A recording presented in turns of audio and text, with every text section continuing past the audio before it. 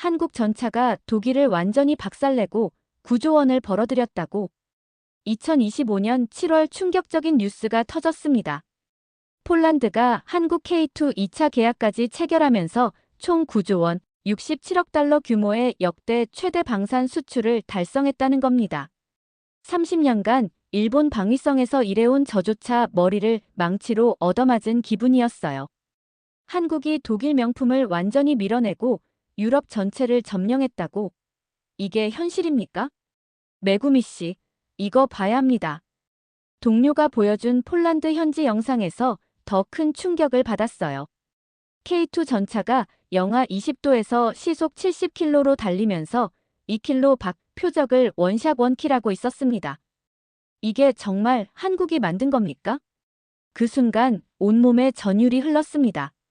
우리가 한국을 완전히 우습게 봤다는 걸 깨달았거든요. 저는 하야세 메구미. 45년간 이 바닥에서 뒹굴어온 군사 전문가입니다.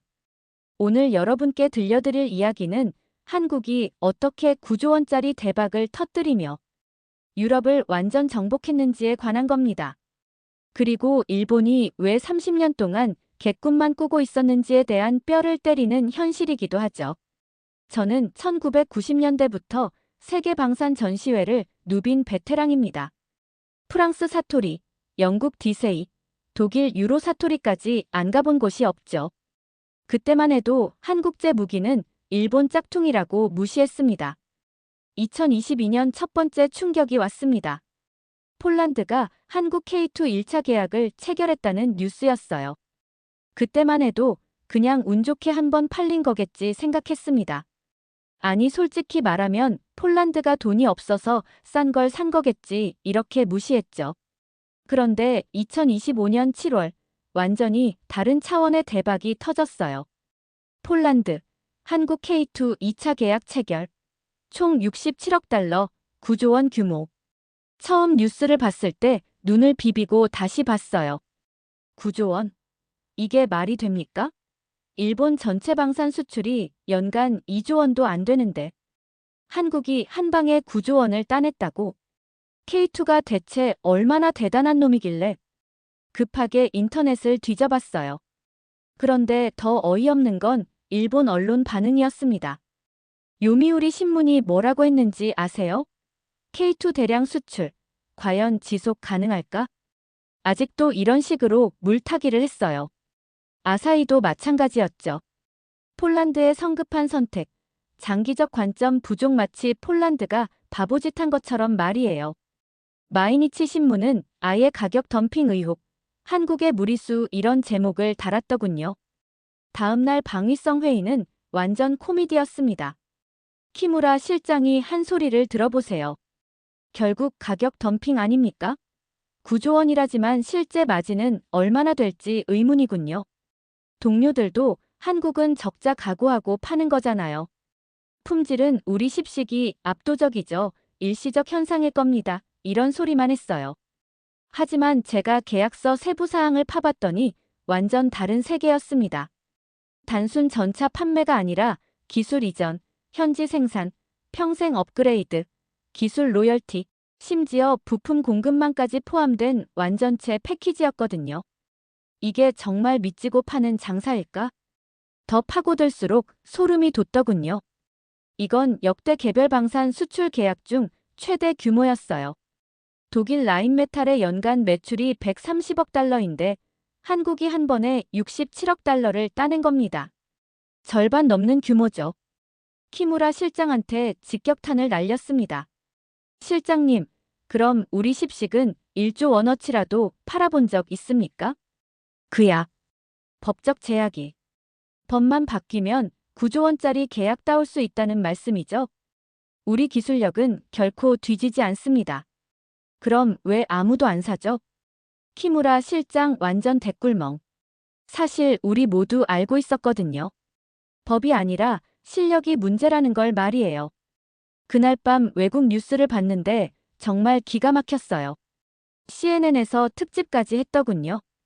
K2, 아시아 방산의 게임 체인저. 67억 달러가 증명한 한국의 위력. 일본 언론과 완전 정반대였어요. BBC도 폴란드의 혁신적 선택, 9조 원의 가치. 유럽 방산 지도를 바꾼 한국 전차 이런 식으로 찬양 일색이었죠. 프랑스 르몽드는 더 직설적이었어요. 독일 전차 시대의 종말 이런 제목까지 뽑아냈더군요. 그때 깨달았습니다.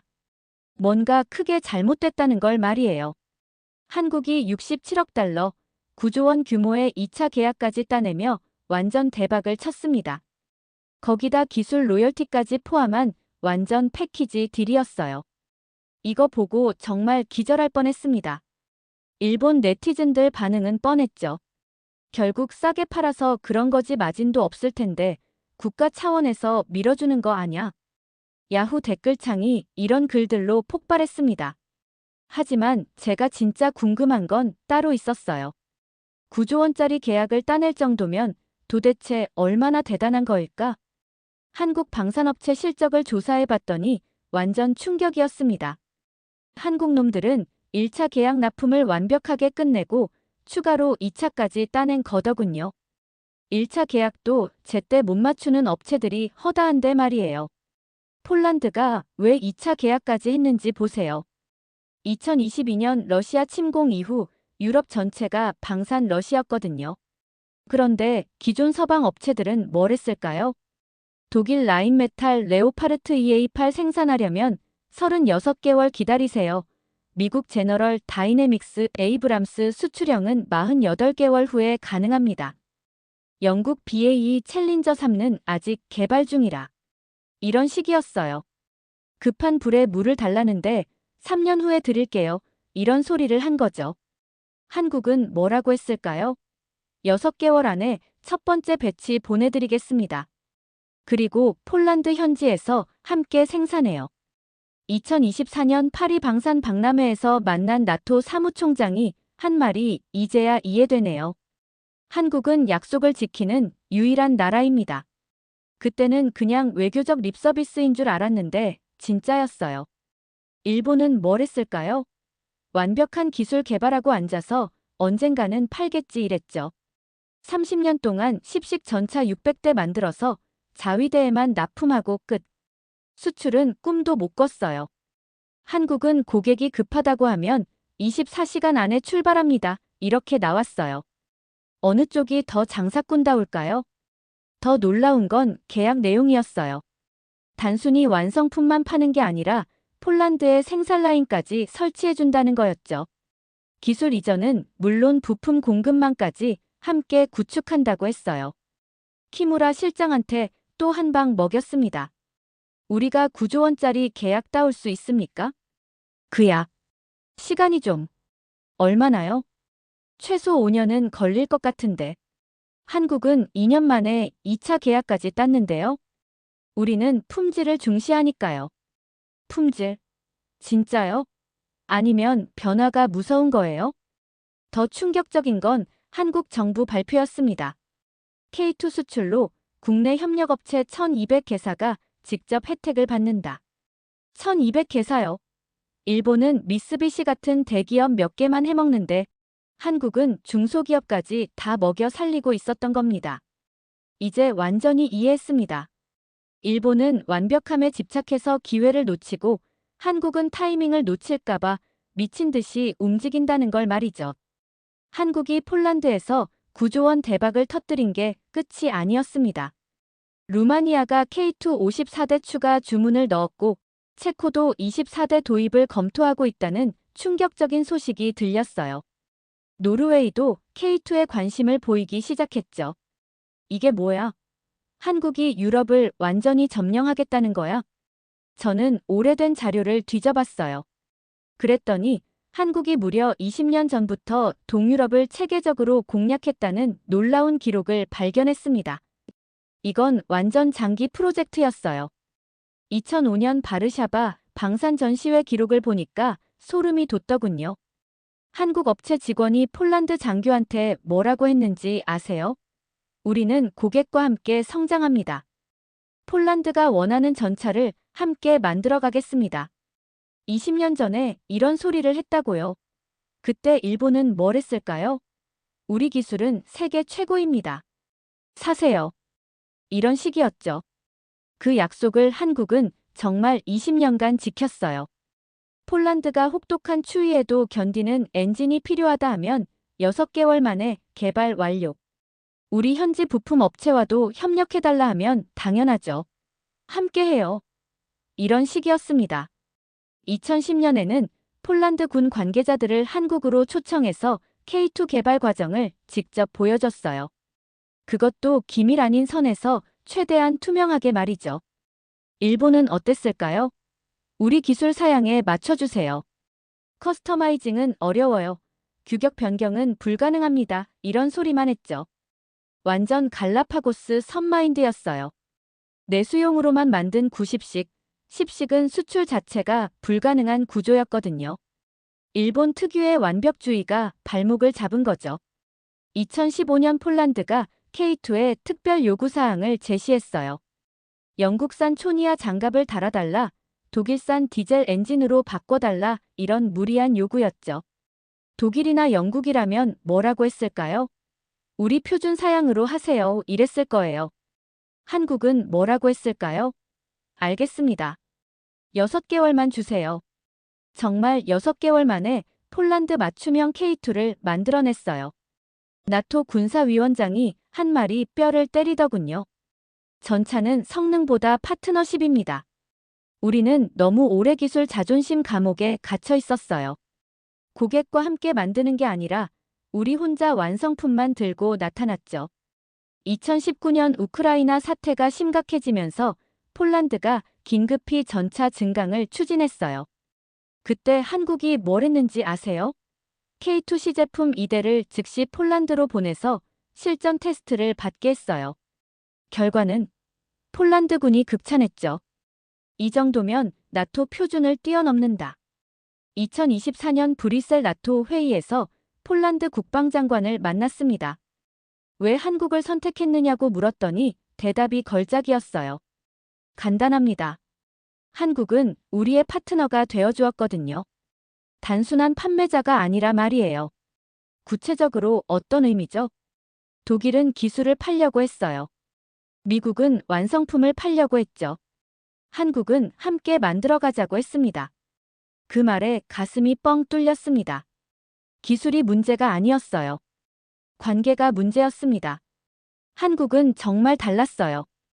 듣고, 배우고, 함께 만들어줬죠. 그래서 9조 원짜리 신뢰를 얻은 겁니다. 폴란드가 67억 달러 2차 계약까지 체결하면서 전 세계 방산업계가 뒤집어졌습니다. 이건 단순한 전차 구매가 아니라 유럽 방산 판도를 완전히 바꾸는 역사적 사건이었어요. CNN이 특집 방송을 했어요. 9조 원이 증명한 아시아의 새로운 강자 이런 제목으로 말이죠. 미국조차 한국을 인정하기 시작한 겁니다. 일본 방위성 내부 문서를 봤더니 아직도 일시적 현상일 것. 가격 경쟁력만으로는 지속 불가능 이런 소리를 하고 있더군요. 현실 부정이 이 정도까지 갈 수 있나 싶었어요. 저는 실제 나토 훈련 영상을 분석해봤습니다. K2가 보여준 퍼포먼스를 보고 정말 소름이 돋았어요. 전차가 이렇게 스마트하다고. K2는 완전히 다른 차원이었습니다. 인공지능 포탑 제어, 무인 정찰 드론과의 실시간 연동, 전장 데이터 공유 시스템까지.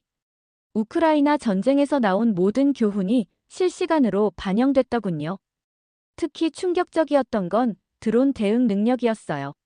러시아제 드론 공격을 99% 차단한다는 테스트 결과가 나왔거든요. 이게 말이 됩니까? 일본 전차는 뭘 했을까요? 20년 전 기술 그대로 업그레이드 계획도 없이 박물관 신세였어요. 10식 전차가 드론 공격을 막을 수 있을까요? 솔직히 자신 없죠. 더 놀라운 건 K2의 생산 속도였어요. 한국은 월 30대씩 생산할 수 있는 체제를 갖췄다고 해요. 일본은 10식을 연간 몇 대나 만드는지 아세요? 고작 12대예요. 폴란드 국방장관 코발스키와 직접 화상 회의했습니다. 9조 원이라는 거액을 투자한 진짜 이유가 뭡니까?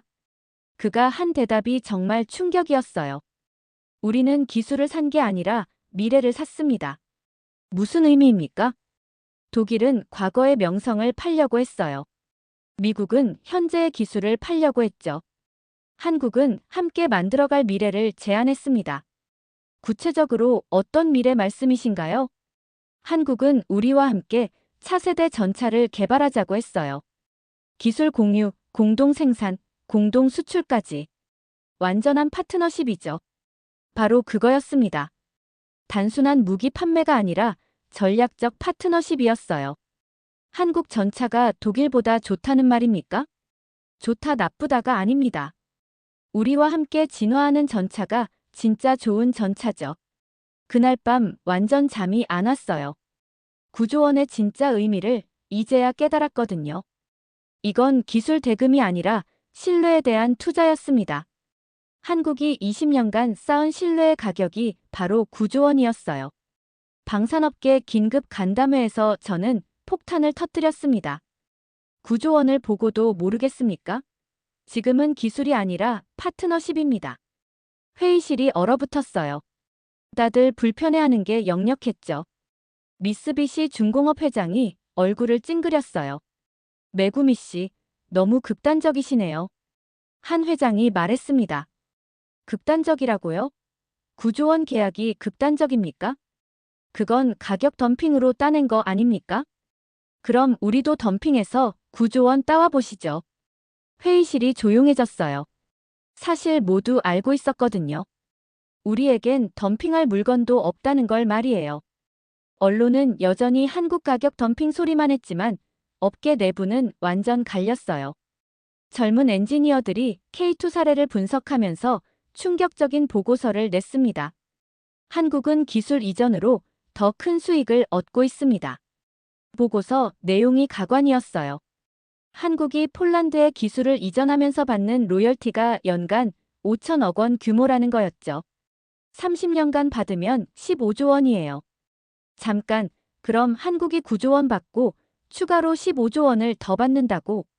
제가 발표 자료에 쓴 문구가 업계를 강타했어요. 기술은 혼자 가지면 죽고 나누면 곱해집니다.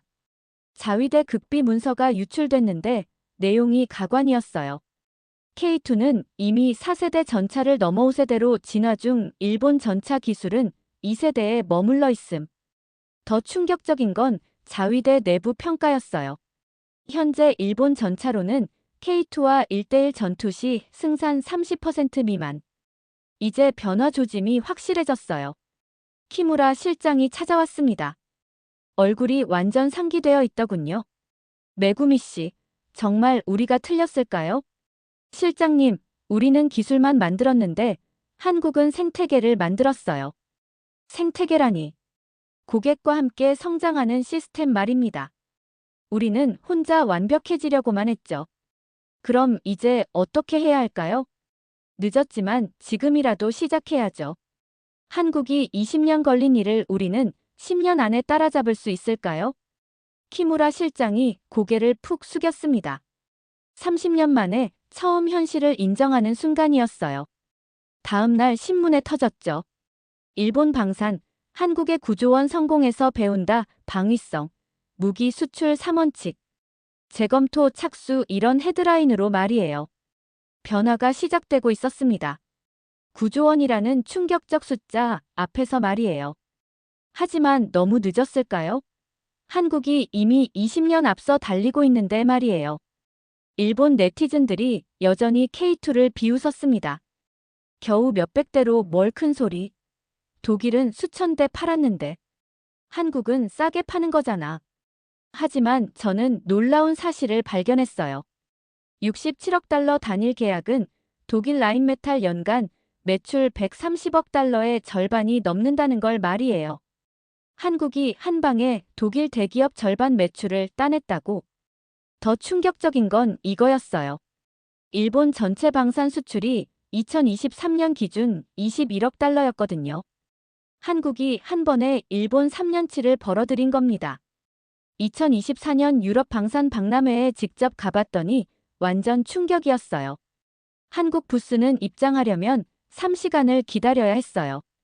폴란드는 물론 루마니아, 체코, 노르웨이, 심지어 핀란드까지 몰려들었어요.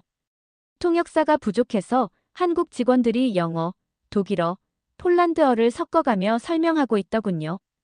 완전 아수라장이었어요. 일본 부스는 직원들이 혼자 앉아서 스마트폰만 만지고 있더군요. 가끔 지나가는 사람이 팸플릿 하나 가져가면 그걸로 성과인 수준이었어요. 이게 현실이었습니다.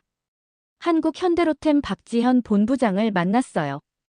67억 달러 비밀이 뭡니까? 우리는 1등 하려는 게 아닙니다. 그럼 뭘 원하는데요? 고객이 성공하는 걸 돕는 것만 바라죠. 구체적으로 어떤 도움이죠? 폴란드가 자체 전차 생산 능력을 갖추도록 돕는 겁니다. 우리 기술을 완전히 이전해서 폴란드가 독립적으로 만들 수 있게 해주죠. 67억 달러의 진짜 의미를 깨달았습니다. 이건 단순 매출이 아니라 신뢰의 가격표였어요. 더 충격적인 건 한국 정부 발표였습니다. K2 수출로 국내 부품업체 1200개사가 혜택을 받는다. 관련 일자리 15만 개 창출 효과. 15만 개 일자리요. 일본 방산업계 전체 종사자가 10만 명 정도인데 한국은 한 프로젝트로 15만 개 일자리를 만들어낸 겁니다. 그날 밤 호텔에서 계산해봤어요. 67억 달러면 일본 전체 방산 수출 5년치와 맞먹는 규모였습니다. 한국이 5년을 하루 만에 해냈다고. 더 놀라운 건 파급 효과였어요. 루마니아가 추가로 54대를 주문했고 체코도 24대 도입을 확정했어요. 노르웨이는 아예 K2 기반으로 차세대 전차 공동 개발을 제안했죠. 이거 완전 도미노 효과네. 한국이 한 번에 유럽 전체를 휩쓸고 있었던 겁니다. 일본 정치권에서 드디어 현실을 인정하는 발언이 터졌습니다. 자민당 정조 회장이 긴급 기자회견을 열었어요. 한국의 67억 달러 성과를 정면으로 인정하고 벤치마킹해야 합니다. 이 발언이 나오자마자 시민단체들이 바로 발광했죠. 전쟁 장사에 뛰어들겠다는 거냐? 평화헌법 포기인가? 죽음의 상인이 되겠다는 거냐? 완전 난리가 났어요. 하지만 여론은 예상과 달랐습니다. 젊은 세대를 중심으로 이제 현실을 받아들일 때다. 한국한테 배우자 이런 목소리가 나오기 시작했어요. 저는 국회 특별위원회에 참고인으로 출석했습니다. 전국 생중계 카메라 앞에서 40년 경력을 걸고 폭탄 발언을 했어요. 한국은 전쟁을 준비하는 게 아니라 평화를 지키는 방법을 찾았습니다. 무슨 뜻입니까? 야당 의원이 물었죠. 67억 달러는 단순 무기 대금이 아닙니다. 유럽의 평화를 지키겠다는 의지의 가격표죠. 그럼 일본도 무기를 팔아야 한다는 말씀입니까? 팔기 위해서가 아니라 지키기 위해서입니다. 한국이 폴란드를 지켜주듯이 우리도 누군가를 지켜줄 수 있어야 하지 않을까요? 40년 이 일 해온 사람으로서 뼈를 깎는 고백이었어요. 그 발언이 나간 직후 NHK에서 특별 다큐를 제작했습니다. K2 신화 9조 원이 바꾼 세계 시청률이 23.4%를 기록했어요. 최근 10년간 다큐멘터리 중 최고 시청률이었죠. 네티즌 반응이 완전히 바뀌었습니다. 이제 인정할 때가 됐다. 한국한테 제대로 배우자. 우리도 할 수 있을 것 같은데. 특히 20-30대 반응이 인상적이었어요. 왜 우리는 30년 동안 못했지? 기술 있으면서 왜 안 팔았어? 한국이 부럽다. 방산업계 회장들 긴급회의에서 분위기가 완전 바뀌었어요. 미쓰비시 중공업 회장이 말했습니다. 이제 정말 판이 바뀌었네요. 우리도 변해야 할 때입니다. 30년 늦었지만요. 제가 씁쓸하게 대답했죠. 메구미 씨, 우리가 따라갈 수 있을까요? 쉽지 않을 겁니다. 한국은 이미 20년 앞서 달리고 있거든요. 하지만 희망이 없는 건 아니었어요. 일본에도 기술은 있었거든요. 문제는 마인드였죠. 한국이 단순히 전차를 판 게 아니라 세계 방산의 룰 자체를 바꿔버렸습니다. 67억 달러는 그 증거였어요. 이제 일본도 새로운 게임에 참여할 준비를 해야 했습니다. K2 67억 달러 계약 이후 세계가 정말로 바뀌기 시작했습니다. 독일 라인메탈이 한국과 합작을 제안했고 미국 제너럴 다이내믹스도 기술 협력을 요청했어요. 심지어 프랑스 넥스터까지 한국에 러브콜을 보냈죠. 세계 방산 강국들이 한국에 줄을 선다고. 일본은 아직도 국회에서 무기 수출 3원칙 개정안을 논의만 하고 있었습니다. 30년째 말만 하고 있어요. 한국에서 특별 강연 요청이 왔어요. 처음엔 망설였지만 67억 달러의 비밀을 직접 보고 싶었습니다. 서울에서 KTX를 타고 창원으로 향했어요. 한국 방산업체 본거지를 직접 보려고 했죠. 창원 공장에 도착했을 때 정말 다른 세상이었어요. 독일 엔지니어들이 와서 한국 생산 방식을 배우고 있었거든요. 독일 사람들이 한국에서 배운다고요? 고객 맞춤형 생산은 우리가 세계 최고입니다. 박지현 본부장이 자신있게 말했어요. 어떻게 그렇게 빨리 만들 수 있나요? 모듈화 시스템입니다. 고객이 원하는 사양에 따라 부품을 조합해서 맞춤형으로 만들어내죠. 공장을 둘러보니 정말 놀라웠어요. 하나의 생산 라인에서 폴란드용, 루마니아용, 체코용을 동시에 만들고 있었거든요. 일본이라면 표준화만 고집했을 텐데. 저희는 고객마다 다른 게 당연하다고 생각합니다. 같은 전차는 없어요.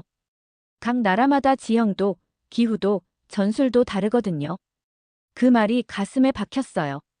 67억 달러의 진짜 비밀이 바로 이거였습니다. 더 놀라운 건 연구개발 시설이었어요. 폴란드 엔지니어들이 한국 연구원들과 함께 차세대 전차를 개발하고 있었거든요. 이거 기술 유출 아닙니까? 기술 공유입니다. 함께 만들어야 더 좋은 걸 만들 수 있어요. 일본 같으면 절대 불가능한 일이었죠. 우리는 기술을 숨기는 데만 급급했는데 한국은 함께 만드는 걸 선택한 겁니다.